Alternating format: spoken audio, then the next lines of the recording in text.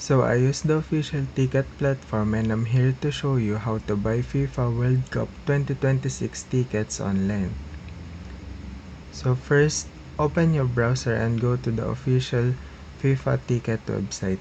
If you don't have a FIFA account yet, click sign up. Enter your name, email, and create a password. If you already have an account, just log in. Next step, once logged in, go to 2026 FIFA World Cup. Click buy tickets. You'll see available matches. Now choose how many tickets you want and what seating category you prefer. Some categories will show prices. Pick the best option for you.